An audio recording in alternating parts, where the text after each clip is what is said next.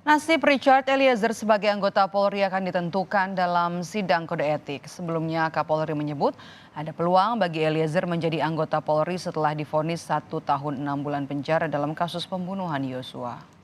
Menjatuhkan pidana terhadap terdakwa Richard Eliezer Budiang Lumiu dengan pidana penjara selama 1 tahun dan 6 bulan. Richard Eliezer divonis 1 tahun 6 bulan penjara dalam kasus pembunuhan berencana Brigadir Yosua.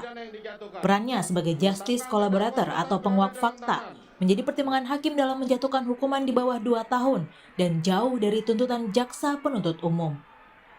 Hal ini membuka peluang Eliezer untuk kembali bertugas sebagai polisi, namun harus melewati sidang komisi etik yang akan segera digelar. Tentunya berdasarkan PP 1 tahun 2003, kemudian juga peraturan kepolisian nomor 7 tahun 2022, nanti ada mekanismenya sidang komisi kode etik. Dari sidang komisi kode etik tentunya akan mempertimbangkan berbagai masukan dari masyarakat, kemudian pendapat para ahli, dan juga tentunya salah satu referensi yang penting dari keputusan pengadilan kemarin adalah Richard Eliezer sebagai justice collaborator. Pak Kapolri sudah memerintahkan untuk Polri mendengarkan seluruh saran masukan dari masyarakat. Karena yang terpenting adalah rasa keadilan masyarakat harus dapat terpenuhi terkait kasus ini. Sebelumnya, Kapolri juga ikut berbicara mengenai vonis Eliezer. Meskipun tak menjawab gamblang, tapi Kapolri menyebut ada kemungkinan Richard Eliezer bisa kembali bertugas di Satuan Brimob Polri. Institusi untuk bisa memutuskan suatu keputusan yang adil bagi semua pihak. Ada kemungkinan untuk balik ke Brimob lagi ya Pak ya? Itu terbuka Pak ya? Ya, peluang itu ada. Orang tua Eliezer juga mengungkap keinginan anaknya kembali berkarir di kepolisian sebagai anggota Brimob. Kepada Polri. Harapan kami percaya bahwa Ijat pasti akan bertugas kembali seperti dulu.